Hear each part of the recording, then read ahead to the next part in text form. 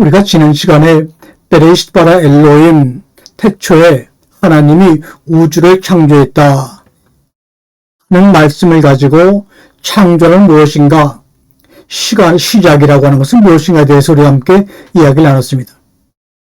그래서 이 성서 안에 무슨 구절을 처음으로 만들었을까? 왜 이것을 창세기 1장 1절과 창세기 2장 4절 후반부의 내용이 서로 다른 것일까? 그리고 창세기 1장 1절의 내용을 왜 맨 앞으로 정했을까?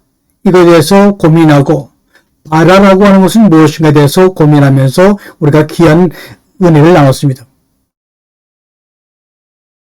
이런 고민 가운데서 말씀드린 대로 기원전 4세기에 이 성경을 편집한 편집자들이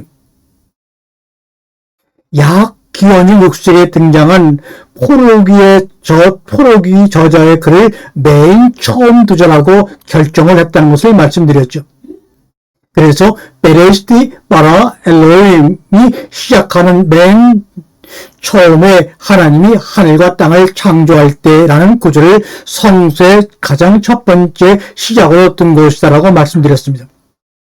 이게 창세기 2장 4절 후반부에 등장하는 여호와 하나님께서 땅과 하늘을 만드실 때 그날에 하고는 좀 다르죠. 이 현대 문명이라고 하는 것은 장소입니다. 그렇기 때문에 달나라를 가야 되고 화성을 가야 됩니다.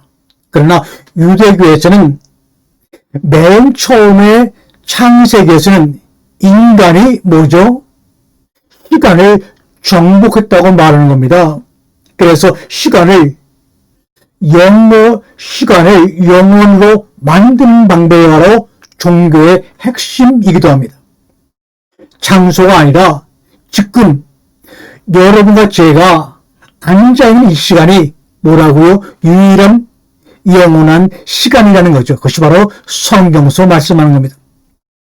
그래서 태초에 베레시트 에나르케 시간을 가지고 하나님께서 우주를 창조하실 때, 그래서 바라라는 용어를 말씀드리지 않았습니까? 바라는 무에서 유를 창조하다, 그런 의미가 아니라 이 바라라고 하는 것은 창조하다라고 번역된 단어인데, 이 창조하다라는 단어의 원래 뜻은 덜어내다 하는 뜻이라고 말씀을 드렸습니다. 그러니까 여기에 있는 땅과 하늘과 땅이 없어요. 이 하늘과 땅을 만들지 않았거든요. 하늘과 땅이라는 것이 사실은 두 개의 서로 다른 개념을 병렬시켜 전체를 나타내는 용법입니다. 그러니까 그 번역을 우리가 하자면, 하나님께서 전체 우주를 만드실 맨 처음에라고 창세기 1장 1절을 해석하면 우리가 좀 더 깊은 뜻을 이해할 수가 있습니다. 그럼 맨 처음에 우주를 만들기 전에 그러면 뭐가 있었을까? 오늘 그 문제를 말씀드리려고, 또 그 문제 핵심은 창세기 1장 2절에 있습니다. 원래 히브리어는 문장을 동사로 시작이 되거든요. 이것이 히브리어의 기본입니다. 그런데 창세기 1장 2절에 보게 되면 신기한 게 동사로 시작하지 않아요. 창세기 1장 2절의 시작이 바로 에레츠, 땅이라고 하는 명사로 시작을 합니다. 그리고 그 앞에 바브라고 하는 접속사가 붙어 있죠.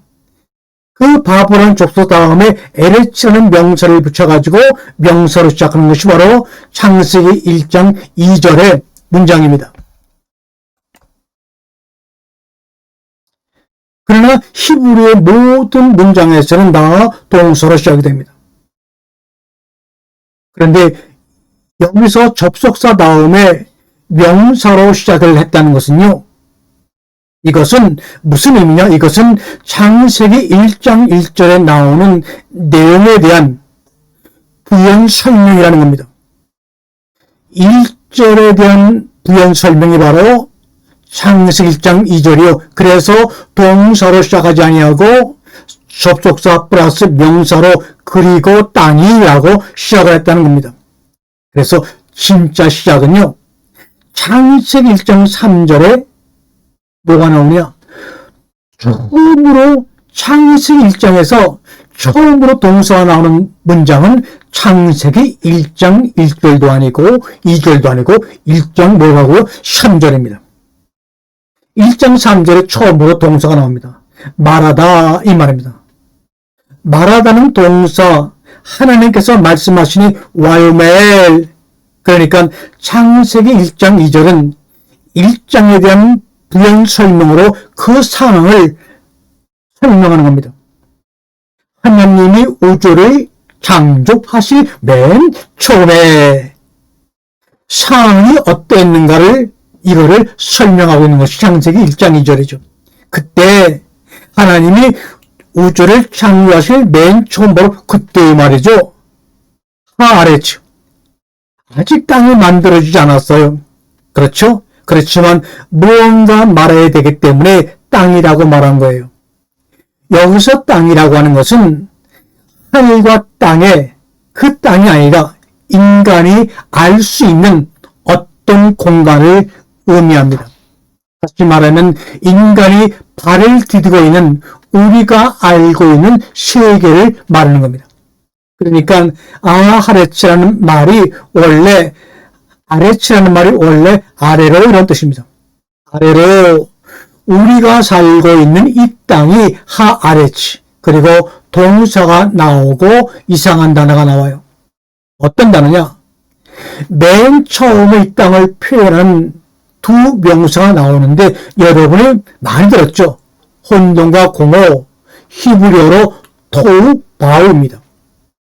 보통 토우 그러면 형태가 없는 이렇게 번역을 합니다. 형태가 없는 어떤 폼이 없는 또 라보 그리고 보우라고 하는 것은 거의 텅 비어있는 그러니까 토우 바우 혼돈과 공허는 뭐냐? 굳이 번역하자면 형태가 없고 완전히 비어있는 공허한 상태를 의미합니다. 비어있다 이 말이죠. 그러니까 지금 창세기 1장 3절에 우주가 창조되기 전의 상태를 표현한 단어가 바로 혼돈과 공허, 토우, 바보입니다. 비어있다. 이 비어있다. 그렇습니다. 맨 처음의 상태가 비어있는 것으로 우리에게 꼼꼼히 설명합니다. 아무것도 없는 상태였다. 맨 처음에 있는 상태가 도저히 우리 인간의 생각으로는 상상할 수 없고 토바보 이걸 조금 더 들어가면 여러분이 이제 이 단어를 왜 사용했을까? 한번 고민해 봐야 합니다. 지금으로부터 기원전 6세기 문명의 저자가 제가 좀 상상을 해보자면 이 단어 혼돈과 공허라는 단어는요 소리 나는 의성어입니다. 토바보 의성어를 하는 것은 어떤 닭의 꾹꾹 하는 것처럼 닭이 우는 소리를 나타낼 때 의성어로 합니다. 토바보 이게 의성어입니다. 그래서 이거는 어디서 만들어졌는지 어원이 없습니다. 대부분의 히브리어 같은 셈조어는 전부 어원으로 이 단어가 무슨 뜻인지 추적해 갈 수가 있거든요. 아랍어에서도 발견할 수 있고 아카드어에서도 발견할 수 있고 웅가렛 언어도 동사를 추적해 나가다 보면 어원을 추적해 나가다 보면 뜻을 알 수가 있어요. 그런데 신기하게 말이죠. 이 토바보 혼돈과 공허는 그 이후나 그 이전에도 어원을 발견할 수가 없습니다. 어원이 없고 이거는 소위 말하는 토바보 아무것도 없는 빈 상태를 설명하는 소리입니다. 의성어입니다. 의성어라는 것은 사람이나 사물의 소리를 흉내낸 단어입니다. 그러므로 아무것도 없는 빈 상태를 소리로 흉내내는 것이 토바보 이걸 우리나라 말로 혼돈과 공허라고 번역을 한 거죠. 이 말은 이 글을 쓴 사람의 저자가 최초의 상태를, 이 최초의 상태는 아직 우주가 만들어지기 전의 상태이기 때문에 인간이 가진 어떤 언어는 도저히 설명하고 말할 수가 없었어요. 만약에 인간이 가진 단어로 설명한다면 그는 흉형 모순이죠. 안 맞는 거죠. 아직 세상이 창조되기 전에 무슨 단어로, 무슨 말로 그걸 설명하겠어요. 그래서 토마보. 그래서 토마마오에서 이 입김이 나오는 이 단어로 해석할 수 있습니다. 이 토마보, 특별히 이 용법이 비슷한 의미를 가진 정말 이전에도 없고 앞으로도 없는 이 두 단어를 병렬해서 두 번 강조한 것은 대단히 그렇다 이런 말입니다. 대단히 그렇다 이걸 강조한 겁니다. 그러니까 비어있다라는 것을 한번 보세요. 비어있다라는 것은 아무것도 없다라고 했을 때 우리가 아무것도 없다는 무라는 개념은 흔히들 유라는 있다라고 하는 개념의 반대로 생각을 하죠. 보이는 있다라고 하는 유라는 개념의 반대가 아니라 유냐, 무냐 이런 개념 이전에 무라는 겁니다. 뭔가 있지만 인간의 언어로 창조되기 전의 세상을 표현할 수 없는 것. 이거를 바로 성경이나 동양 철학에서 없을 무라고 말하는 겁니다. 그러면 태초에 뭐만 있었을까요? 유무 이전에 무를 바라는 겁니다. 저는 토바오가 어떤 상태냐? 유무의 있음과 없음, 이전에 무조차 없는 무, 그 무라고 생각하시면 됩니다. 이렇게 생각하면 노자도 공자도 창세기 1장 2절의 말씀을 이해할 수가 있겠죠. 없음도 없는 상태를 토마무라고 말한 겁니다. 마우, 그래서 맨 처음에 없음도 없고 있음도 없는 그 상태를 토마우라는 단어를 통해서 기원전 6세기 이후에 어떤 유대 시인이 만들어낸 겁니다. 없음도 없고 있음도 없는 그 상태를 또 그 다음에 보게 되면 마호쉐크, 어둠이 있습니다. 마호쉐크, 흑암, 영어로 말하면 다크니스가 있었습니다. 다크니스, 여기 이제 점점 신기한 단어들이 나와 있는데 그 처음 있는 게 바로 어둠이란 단어입니다. 우리가 우주 하면 생각나는 것이 밝음도 빛이거든요. 환한 빛, 태양빛. 그런데 이 마오세크 흑암이라는 것은 빛이 있고 어둠이 있고 빛이 있는 그런 대칭의 어둠이 아니라 빛이 있기 때문에 생기는 반대 어둠이 아니라 뭐라고요? 빛도 없고 어둠도 없는 이 상태를 다크니스, 호셰크라고 히브리어로 창세기 1장 2절에 표현한 겁니다. 우리가 다크니스가 그런데 어디에 쓰느냐가 중요하죠. 어디에 쓰느냐, 이 흑암이 어디에 쓰느냐. 태움, 창세기 1장 2절에서 가장 신화적으로 의미를 가진 단어라고 한다면 태움이라는 단어, 우리나라 말로 흑암이 깊음 중에 있다. 깊음이라는 뜻입니다. 바로 이 흑암이 빛도 없고 어둠도 없는 이 상태, 이 호세크가 어디에 있으냐? 태움, 깊음 위에 어둠이 있었다고 하네요. 그 다음에 어떤 단어 합니까? 르아우 엘로임, 하나님의 영이. 보통 이 단어를 우리가 하나님의 영이라고 번역하기도 하죠. 근데 르하우가 히브리어에서는 두 가지 의미가 있죠. 하나는 영이라는 뜻도 되고 두 번째는 여러분이 알다시피 바람이라는 뜻도 있습니다. 그래서 신약에서는 뭐라 그랬습니까? 성령은 바람과 같아서 어디에서 와서 어디로 가는지 모른다고 하셨잖아요. 근데 사실은 바람과 영은 한 단어입니다. 그런데 이 르하우라는 말을 그리스어로 표현할 수 있는 단어가 사실은 없어요. 그래서 표현을 하지 못하니까 다른 단어이기 때문에 뭐라고 표현했는지 우리가 한번 볼 겁니다. 여기서 르하우 엘로임, 하나님의 영이라고 흔히들 번역하는데 이 엘로임, 이것이 다른 명사 뒤에 위치할 때 특별한 의미가 있습니다.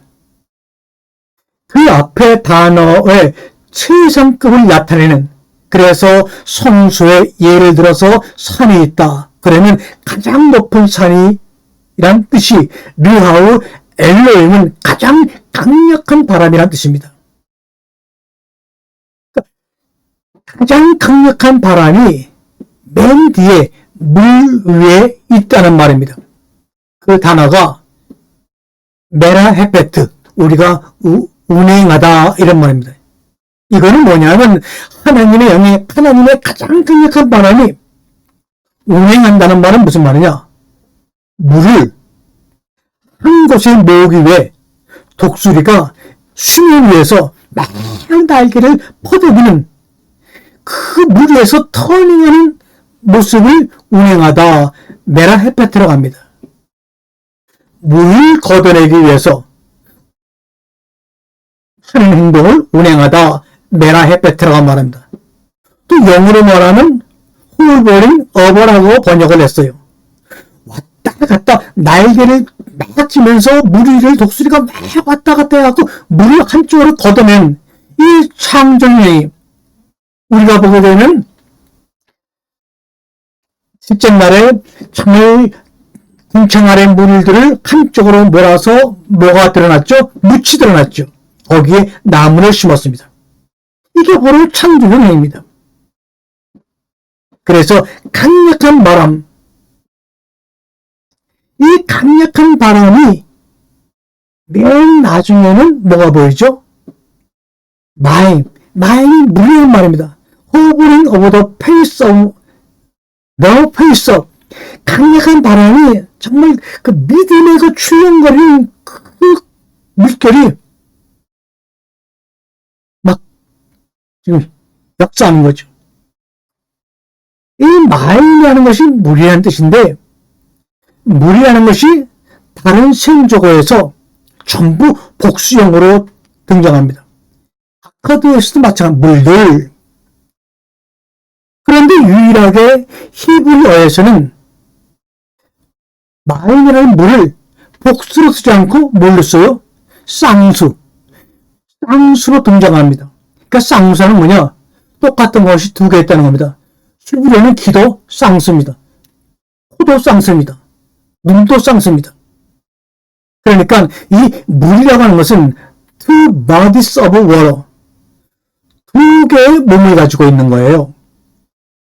물 두 덩이 그래요. 물이 두 덩이일 수 없잖아요. 한 덩이인데 고대 사람들은 물이 저 하늘에 궁창 위에 있고 또 궁창 아래 이 아래 물이 있다는 거예요. 그래서 두 개예요. Two bodies of water. 그래서 마임이란 단어는, 물이란 단어는 히브리에서는 쌍수로 씁니다. 노아 홍수 사건에 하늘에 문이 열리고 바다에 있는 가장 깊은 것이 터졌다, 그렇게 말하지 않을까요? 말하지 않았습니까?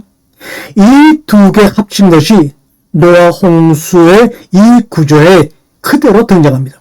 그래서 마임이라는 말이 두 개의 물덩이란 뜻입니다. 두 개의 물덩어리, 두 개의 물덩이 위에서 지금 터닝하고 있는 것이 하나님의 강력한 바람이 지금 막 그냥 독수리가 수면 위에서 날개를 펴면서 그냥 이 바람으로 물을 한쪽으로 모은 것처럼 막 움직이고 있다, 그런 말입니다. 그것은 뭐냐? 그것은 다른 말로 말하면 뭐냐?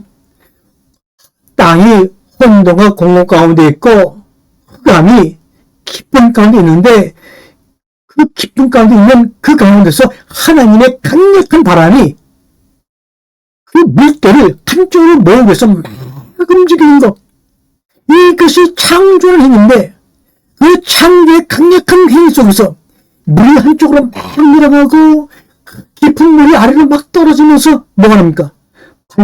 발전기가 돌아가서 우리에게 빛을 공급해 주는 것처럼, 이것을 다른 말로 말하면 성경, 신약 성경 그 유명한 돌아온 탕자 이야기에서 이 이야기를 찾을 수가 있습니다. 둘째 아들이 아버지에게 말하죠. 아버지, 저에게 돌아올 목을 좀 미리 주십시오. 그러면서 뭐라 합니까?